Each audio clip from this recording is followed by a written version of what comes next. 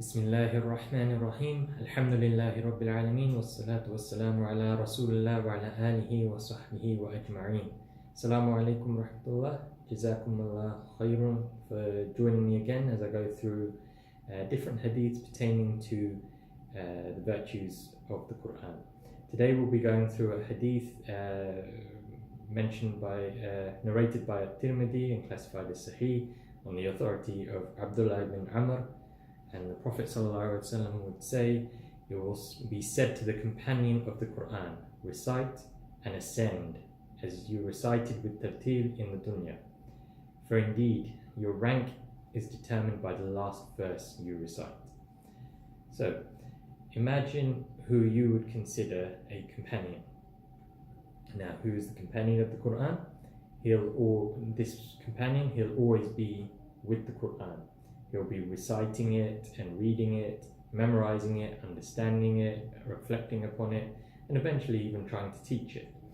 Not all of these need to be done to be a complete companion, but the main things that need to be done is that you must hold fast to the Qur'an and try to implement it in your lives.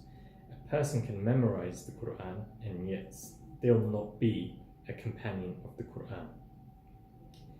Next in the hadith it says, it will be said to him. When will it be said to him?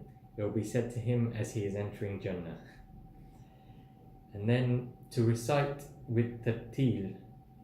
Now this needs to be explained a bit. This word tartil, it means to recite clearly and in measured tones.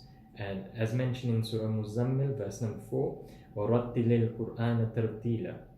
So it shouldn't be hasty, it shouldn't be hurried. Why? Because so you and the people around you can understand and reflect upon what is being recited, just as you used to recite in this world with tartil. So therefore you should follow this ayat that I just mentioned, so that you may get the reward that is promised in the hadith that is mentioned. So according to this hadith, if you don't recite with tartil in this world, then you won't be asked to recite in the hereafter. Now, your rank in Jannah will be determined by how many ayat you have memorized. A couple of things need to be mentioned here. Because of this, many scholars have said that the levels in Jannah will equate to the number of ayat in the Qur'an, which is well over 6,000 ayat. People, including children, they ask, why should we memorize the Qur'an if we don't understand it? Inshallah, you'll be asked to recite in Jannah, and you can respond in the best way by knowing all the ayat and rising to the heights of Jannah, inshallah. Some scholars have also mentioned that the amount of Qur'an you read in this world is how much you will ascend, regardless of how many ayat you have memorized. So it's how long you've been reciting, how many ayat you've recited in this world.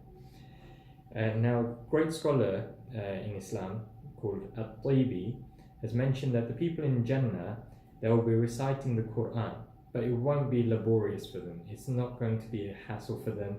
It will be very natural and enjoyable, much like the tasbih that the angels do of Allah.